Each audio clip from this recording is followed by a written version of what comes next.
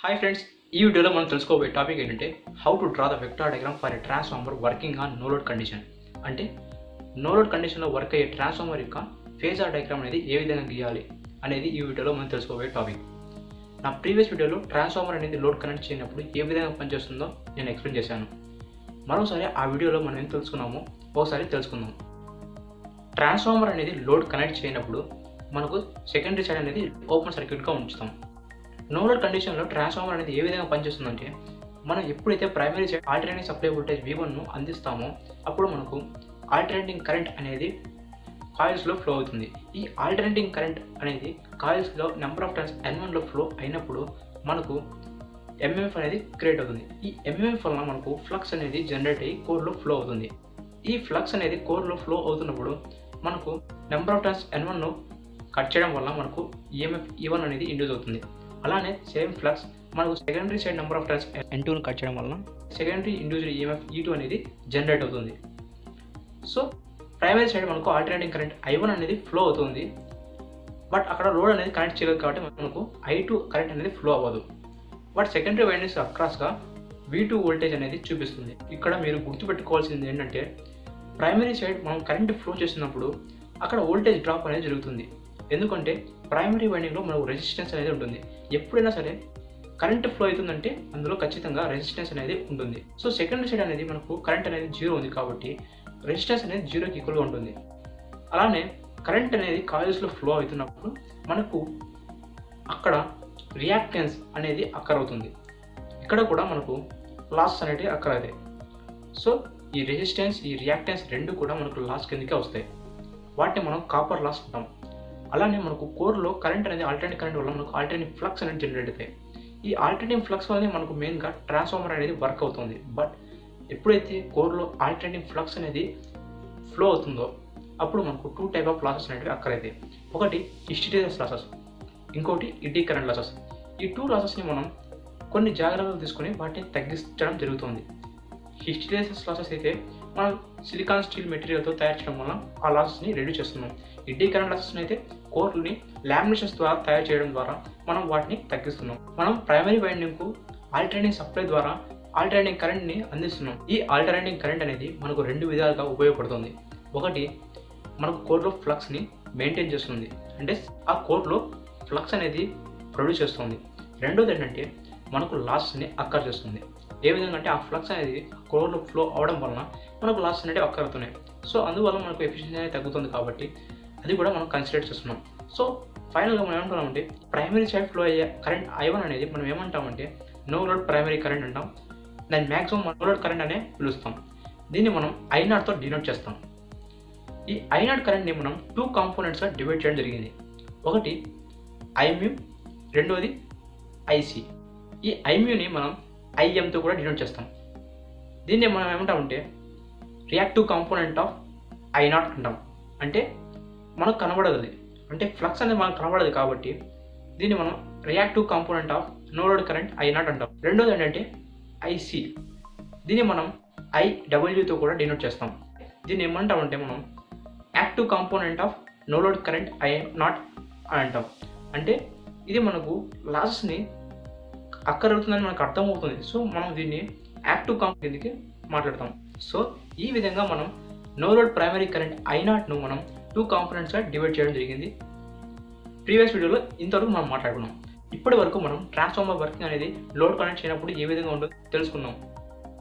Next మనం vector diagram అనేది ఏ విధంగా గీయాలనేది తెలుసుకోవాలంటే, చూడండి, ఫేజర్ డయాగ్రామ్ని మనం గీయడానికి ఈ సర్క్యూట్ డయాగ్రామ్ అనేది మనకు చాలా కాంప్లికేటెడ్గా ఉంటుంది.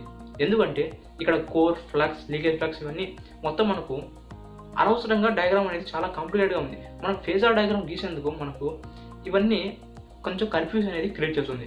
సో వీటిని మనం రీడ్రా చేసి, అంటే సింప్లిఫై చేసి మనకి ఏవైతే కావాలో, అంటే ఫేజర్ డయాగ్రామ్ గీయడానికి మనకు కావాల్సినవి మాత్రమే తీసుకొని రీడ్రా చేసినట్లయితే మనకు చాలా సింపుల్గా ఫేజర్ డయాగ్రామ్ అనేది గీయడానికి ఉపయోగపడుతుంది.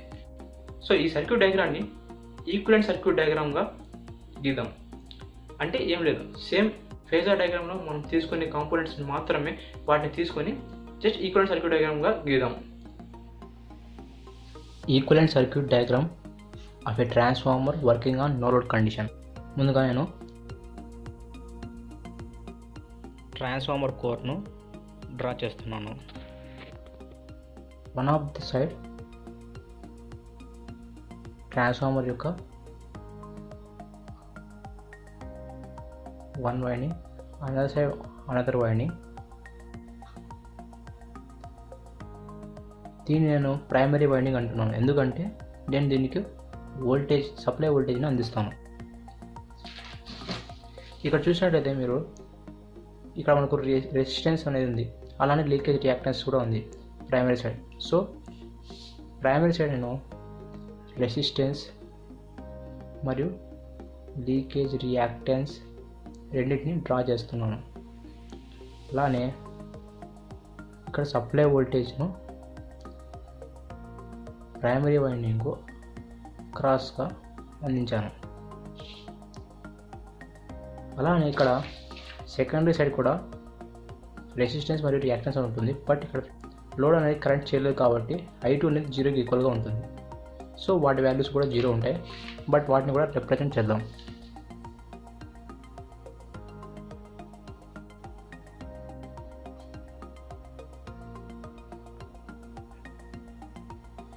ఓపెన్ సర్క్యూట్లో ఉంచాను, ఎందుకంటే నో లోడ్ కండిషన్ కాబట్టి.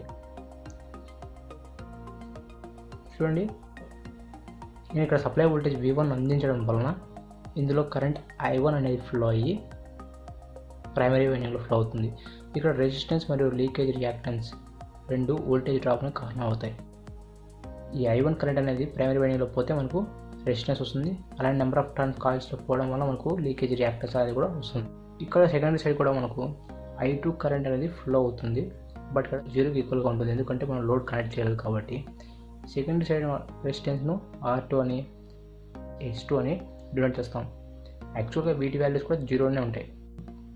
ఒకవేళ లోడ్ కనెక్ట్ చేస్తే వీటి వాల్యూస్ అనేవి ఉంటాయి. సెకండరీ వైండింగ్ అక్రాస్గా V2 వోల్టేజ్ అనేది ఉంటుంది. వీటిని మనం నెంబర్ ఆఫ్ టర్న్స్ N1 అంటాం, వీటిని మనం నెంబర్ ఆఫ్ టర్న్స్ N2 అని అంటాం. ఈ నెంబర్ ఆఫ్ టర్న్స్ N1కు అక్రాస్గా మనకు E1 అనేది ఇండ్యూస్ అవుతుంది, ఇక్కడ E2 అనేది ఇండ్యూస్ అవుతుంది. ఇక్కడ I2 అనేది 0 కాబట్టి, అంటే ఇక్కడ వోల్టేజ్ డ్రాప్ 0 కాబట్టి మొత్తానికి మనకు V2 అనేది E2కి ఈక్వల్గా ఉంటుంది. ఇక్కడ ఫ్లో అయ్యే కరెంట్ అనేది నో లోడ్ కరెంట్ కాబట్టి మనం ముందే చెప్పుకున్నాం, నో లోడ్ కరెంట్ అనేది 2 కాంపోనెంట్స్గా డివైడ్ అవుతుందని చెప్పాం. ఒకటి మనకు IMU అని, మరొకటి మనకి IC అనేది. సో ఈ I0 కరెంట్ని మనం ప్రైమరీ సైడ్ మనము రిప్రజెంట్ చేయాలి. సో నేను ఈ వోల్టేజ్గా అక్రాస్గా అంటే ప్యారలల్గా వాటిని రిప్రజెంట్ చేస్తున్నాను. దీన్ని I0 నో లోడ్ కరెంట్ అని, దీన్ని నేను నో లోడ్ రెసిస్టెన్స్ అలానే నో లోడ్ రియాక్టెన్స్ నేను రిప్రజెంట్ చేశాను. ఇక్కడ నో లోడ్ రెసిస్టెన్స్లో ఫ్లో అయ్యే కరెంట్ని మనం ఏమంటాం, కోర్ లాస్ కాంపోనెంట్ అని అంటాం, అంటే active component of I0.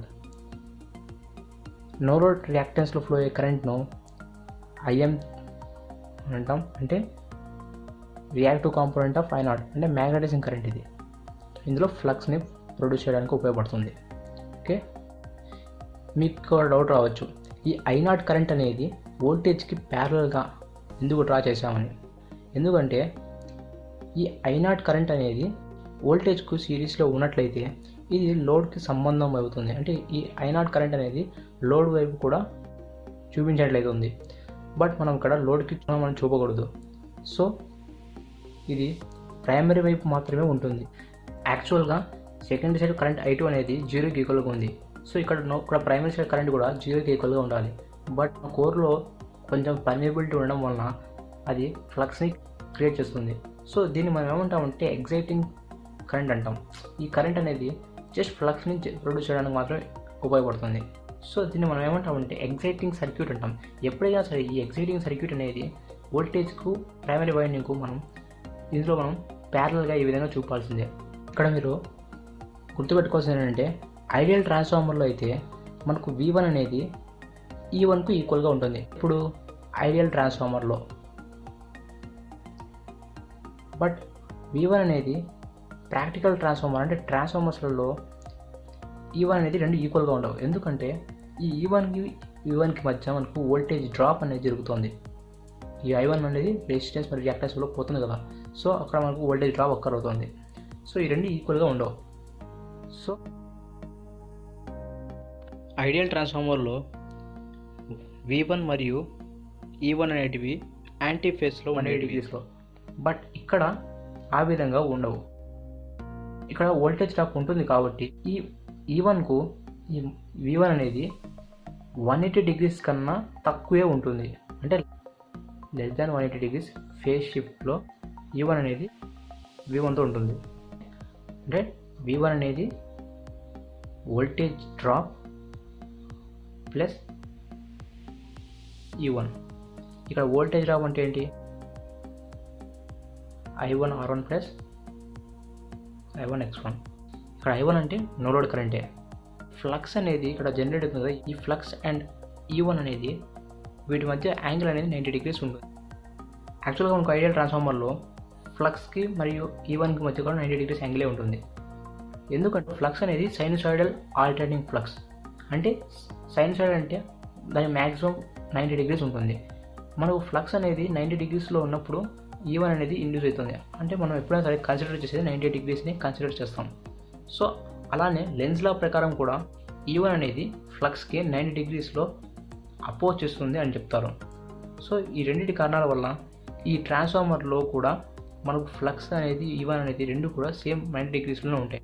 So ఈ ట్రాన్స్ఫార్మర్లో కూడా మనం ఫ్లక్స్కి ఈఎంఎఫ్ అనేది 90 డిగ్రీస్ లాగింగ్లోనే ఉంటుంది. బట్ V1 అనేది మాత్రం 180 డిగ్రీస్ ఫేస్ షిఫ్ట్ అనేది చేయదు. లెస్ దాన్ 180 డిగ్రీస్ ఫేస్ షిఫ్ట్ని చేస్తుంది. ఇక్కడున్న ఈ కాంపోనెంట్స్ అన్నీ కూడా వెక్టార్ క్వాంటిటీసే. సో ఇక్కడ I0 కరెంట్ అనేది ఏంటంటే vector some of IC plus IM. IM అనేది ఫ్లక్స్కు ఇన్ ఫేస్లో ఉంటుంది. ఎందుకంటే ఇక్కడ I0 కరెంట్ అనేది ప్యూర్లీ రెసిస్టెన్స్ మరియు ప్యూర్లీ ఇండక్టివ్గా డివైడ్ చేయడం జరిగింది. సో ఈ ప్యూర్ రెసిస్టెన్స్లో మనకు జస్ట్ ఫ్లక్స్ అనేది జనరేట్ అవ్వడానికి కారణం అవుతుంది. కాబట్టి ఈ IM అనేది రెండు డైరెక్ట్లీ ప్రపోర్షనల్గా ఉంటాయి. సో ఈ రెండు ఇన్ ఫేస్లో ఉంటాయి. సో 5కి ఇది ఇన్ ఫేస్లో ఉంటుంది. అలానే ఈ E1కు ఇక్కడ ఫ్లో అవుతున్న IC అంటే core loss component of current, active component IC అనేది ఇన్ ఫేస్లో ఉంటుంది. ఎందుకంటే ఇది ప్యూర్లీ రెసిస్టెన్స్ కాబట్టి E1కు ఇది ఇన్ ఫేస్లో ఉంటుంది. ఈ E1 అనేది నేను -E1గా డ్రా చేస్తున్నాను. అంటే నేను లీడింగ్లో డ్రా చేస్తున్నాను. ఎప్పుడైతే లీడింగ్లో ఉందంటే దానికి మనం మైనస్ని యాడ్ చేయాలి. ఈ మైనస్ అనేది లాగింగ్ సైన్ని చూపిస్తుంది. సో ఇక్కడ నేను ICని డ్రా చేశాను. ఈ E1కు IC అనేది ఇన్ ఫేస్లో ఉంటుంది. అంటే E1 అనేది IC అందుకోసం నేను వోల్టేజ్ని అపోజ్ దీన్ని మైనస్ సైన్లో చూపించాను పొజిషన్ని. సో ఫేజర్ డయాగ్రామ్ని ఇక్కడ గీస్తున్నాను చూడండి. దీన్నే మనం వెక్టార్ డయాగ్రామ్ అని అంటాం. ఓకే, తెలిసిందే మీకు. ఫస్ట్ నేను ఫ్లక్స్ని రెఫరెన్స్గా తీసుకుంటున్నాను. ఈ ఫ్లక్స్కి ఇందాక చెప్పినట్టుగా నేను 90 డిగ్రీస్ లాగింగ్లో E1ని డ్రా చేశాను. దానికి కారణం కూడా నేను చెప్పాను మీకు, డ్యూ టు లెన్స్ లా ప్రకారం 90 డిగ్రీస్ ఫేస్ షిఫ్ట్ని చూపిస్తుందని. దీనికి ఇన్ ఫేస్లోనే కాస్త ఎక్కువగా మ్యాగ్నిట్యూడ్తో E2ను కూడా డ్రా చేస్తున్నాను. N2 అనేది ఎక్కువగా ఉన్నాయనే ఉద్దేశంతో దీన్ని నేను కాస్త కిందికి ఉంచాను. అలానే V2కి ఇది రెండు ఈక్వల్గా ఉంటాయి. ఎందుకంటే I2 అనేది 0 ఈక్వల్గా ఉంది. రెస్ట్ ఇక్కడ వోల్టేజ్ డ్రాప్ అనేది తక్కువ లేదు కాబట్టి ఈ రెండు ఈక్వల్గా ఉంటాయి అనేసి మీకు ఇక్కడ వేసి చూపిస్తున్నాను. అలానే ఈ ఫ్లక్స్కి కారణం ఏది IM. ఈ రెండు ఇన్ ఫేస్లో ఉంటాయని చెప్పాను. సో IM ఇక్కడ డ్రా చేశాను. ఈ E1 అనేది నేను సేమ్ మ్యాగ్నిట్యూడ్తో యాంటీ ఫేస్లో డ్రా చేశాను. దీన్ని నేను ఏమంటున్నాను, -E1. మైనస్ సైన్ పెడితే రెండు ఈక్వల్ అని చెప్పాను. దీనికి ఇన్ ఫేస్లో కోర్ లాస్ కాంపోనెంట్ అంటే యాక్టివ్ కాంపోనెంట్ ఆఫ్ I0ని ఇన్ ఫేస్లో ఉంచాను. ఇది కూడా ఎందుకంటే ఈ E1కు ఇది ఇన్ ఫేస్లో ఉంటుంది. ఎందుకంటే ఇది అపోజ్ చేస్తుంది కాబట్టి నేను మైనస్ సైన్లో ఉన్నప్పుడు చూపించాను. ఈ E1 అనేది దీన్ని ఇటు సైడ్ దానికి అపోజ్ చేస్తుంది ఈ వోల్టేజ్ డ్రాప్కి. సో నేను ఈ విధంగా చూపించాను. ముందే చెప్పాము మనం I0 కరెంట్ అనేది వెక్టార్ సమ్ ఆఫ్ IC మరియు IM అని. సో ఈ రెండింటి యొక్క వెక్టార్ సమ్ నేను ఈ విధంగా చేసినట్లయితే ఇది I0కి ఈక్వల్. ఈ వోల్టేజ్ అనేది ప్రైమరీ సైడ్ అనేది వోల్టేజ్ డ్రాప్ ప్లస్ E1 అన్నాను. సో వోల్టేజ్ డ్రాప్ ఈ రెండు కదా, ఈ రెండుకి నేను యాడ్ చేస్తాను E1కు ఈ వోల్టేజ్ డ్రాప్ని. అప్పుడు మనకు V1 అనేది డ్రా చేయొచ్చు కదా. సో ఫస్ట్ ఈ మైనస్ E1కు నేను ఈ వోల్టేజ్ డ్రాప్ అనేది రెసిస్టెన్స్ దగ్గర I0కి ప్యారలల్గా ఉంది. సో దీనికి ప్యారలల్గా నేను I0 R1 డ్రా చేస్తున్నాను. మీకు ముందే చెప్పాను I1 అనేది I0కి ఈక్వల్ అని. సో I0 R1 అనేది రెండుకి ప్యారలల్గా ఉంది. సో ఈ విధంగా నేను తిరిగి ప్యారలల్గా డ్రా చేశాను. ఇప్పుడు ఇది ఇండక్టెన్స్. సో ఈ ఇండక్టెన్స్ అనేది 90 డిగ్రీస్లో ఉంటుంది. సో 90 డిగ్రీస్లో దీనికి 90 డిగ్రీస్లో నేను ఎగ్జాక్ట్గా దీనికి ఎగ్జాక్ట్గా 90 డిగ్రీస్లోనే ఈ విధంగా I0 X1 డ్రా చేశాను. మీకు ముందే చెప్పాను వోల్టేజ్ అనేది వోల్టేజ్ డ్రాప్ ప్లస్ E1 అని. సో ఈ E1కు మరియు ఈ వోల్టేజ్ డ్రాప్కు వెక్టార్ సమ్ అనేది డ్రా చేసినట్లయితే మనకేమొస్తుంది, ఇది వోల్టేజ్ V1. ఇక్కడ నుంచి ఇక్కడ ఉన్న యాంగిల్ని మనం Φ0 అంటాం, అంటే నో లోడ్ ఫేజ్ యాంగిల్. దీన్ని మనం ఏమంటామంటే I0 Z1 అన్నాం, అంటే ఇంపిడెన్స్ అని. ఈ రెండింటి వెక్టార్ సమ్ని మనం ఇంపిడెన్స్ అని అంటాం. 90 డిగ్రీస్ ఉంటుంది ఇది. ఇవన్నీ స్ట్రైట్ లైన్స్, బట్ నేను ఫ్రీ హ్యాండ్ వేసాను కాబట్టి ఇవన్నీ కాస్త స్ట్రైట్గా అయితే లేవు. సో ఇవన్నీ స్ట్రైట్ లైన్సే ఇక్కడ ఉండేటివన్నీ. ఈ ఫేజార్ డయాగ్రామ్ అనేది నో లోడ్ కండిషన్లో మాత్రమే కాదు, లోడ్ కండిషన్లో కూడా ఇలానే ఉంటుంది. బట్ ఏంటంటే లోడ్ కనెక్ట్ చేసినప్పుడు మనకు ఇక్కడ సెకండ్ సైడ్ మనకు వోల్టేజ్ డ్రాప్ అనేది అక్కర్ అవుతుంది. అప్పుడు V2 E2 రెండు సేమ్ ఉండవు. సో ఇక్కడ మనకు V2 అనేది అడిషనల్గా డ్రా చేయడానికి మనం వోల్టేజ్ డ్రాప్ను డ్రా చేయాల్సి వస్తుంది. సో ఇక్కడ కింద సైడ్ మాత్రమే మనకు కొంచెం డిఫరెన్స్ అనేది చూపిస్తాం. సో మ్యాక్సిమం మనం ఇక్కడంతా సేమ్ ఇలానే ఉంటుంది. యాక్చువల్గా కొందరు ఈ ఫేజార్ డయాగ్రామ్ని నో లోడ్ కండిషన్లో డ్రా చేసేటప్పుడు వాళ్ళు రెసిస్టెన్స్ మరియు ఇండక్టెన్స్ వీటిని కన్సిడర్ చేయరు. వోల్టేజ్ డ్రాప్స్ని వేటిని కూడా వాళ్ళు కన్సిడర్ చేయకుండా ఫేజార్ డయాగ్రామ్ని డ్రా చేస్తారు. బట్ మనం ఇక్కడ వోల్టేజ్ డ్రాప్స్ను అన్నిటినీ కన్సిడర్ చేసి ఈ వెక్టార్ డయాగ్రామ్ని డ్రా చేసాం. సో ఇది కాస్త డిఫరెంట్గా ఉండొచ్చు. బట్ నెక్స్ట్ వీడియోలో మీకు కన్ఫ్యూజన్ అనేది పోవడానికి రెసిస్టెన్స్ మరియు ఇండక్టెన్స్ ఏ లాసెస్ని కన్సిడర్ చేయకుండా మీకు తెలిసిన మీరు చూసిన వెక్టార్ డయాగ్రామ్ని డ్రా చేసి చూపిస్తాము. ఇదేంటంటే actual phasor diagram considering all the resistances and inductances actually occurring in the no load condition. No load కండిషన్లో ఏవైతే ఉంటాయో వాటిని కన్సిడర్ చేస్తే వచ్చే ఫేజార్ డయాగ్రామ్ ఉంది. మీ బుక్స్లలో మీరు చూసిన టెక్స్ట్ బుక్స్లలో వాటిలలో వాళ్ళు రెసిస్టెన్స్ని ఇండక్టెన్సెస్ని ప్రైమరీ వైండింగ్లో ఉన్నటివి, అలానే ఇక్కడ నో లోడ్ కండిషన్స్లో ఉన్న వాటిని చాలా వరకు అన్నిటి వాళ్ళు నెగ్లెక్ట్ చేసి వాటిని యూజ్ చేయకుండా ఈ కాంప్లికేటెడ్గా ఉన్నది వాళ్ళు చెప్పరు.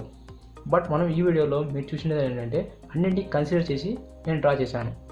సో నో లోడ్ కండిషన్స్లో ఈ విధంగా ఫేజార్ డయాగ్రామ్ అనేది ఉంటుంది. ఒకవేళ వాటినన్నింటినీ కన్సిడర్ చేయనట్లయితే ఫేజార్ డయాగ్రామ్ అనేది చాలా సింపుల్గా ఈ విధంగా ఉంటుంది. ఫ్లక్స్ తీసుకునేసి E1 అనేది ఈ విధంగా ఉండి, ఇంకా కిందకి వచ్చి E2 అనేది ఉండి 90 డిగ్రీస్ ఫేజ్ షిఫ్ట్ చూపించి, ఆ విధంగా పైన V1 చూపించి, ఇక్కడ IWనో లేక ICనో డ్రా చేసి, కింద కూడా IM లేదా IMUతో రిప్రజెంట్ చేసి ఈ రెండింటి యొక్క వెక్టార్ సమ్ని I0 అని చెప్పి ఈ విధంగా సింపుల్గా డ్రా చేసి దీన్ని vector diagram on no load condition అని చూపిస్తారు. బట్ యాక్చువల్ మొత్తాన్ని కన్సిడర్ చేస్తే ఈ విధంగా ఉంటుంది. నెక్స్ట్ వీడియోలో సింపుల్గా మీకు రెసిస్టెన్స్ మరియు లీకేజ్ రియాక్టెన్స్ అన్నిటిని నెగ్లెక్ట్ చేసి ఈ విధంగా ఎలా గీయాలో చెప్తాను. అందులో ఇంపార్టెంట్ ఫార్ములాస్ కూడా ఉన్నాయి, వాటిని కూడా ఈ డయాగ్రామ్ కింద ఎక్స్ప్లెయిన్ చేస్తాం. దాని ద్వారా మనం ప్రాబ్లమ్స్ని ఈజీగా సాల్వ్ చేయొచ్చు.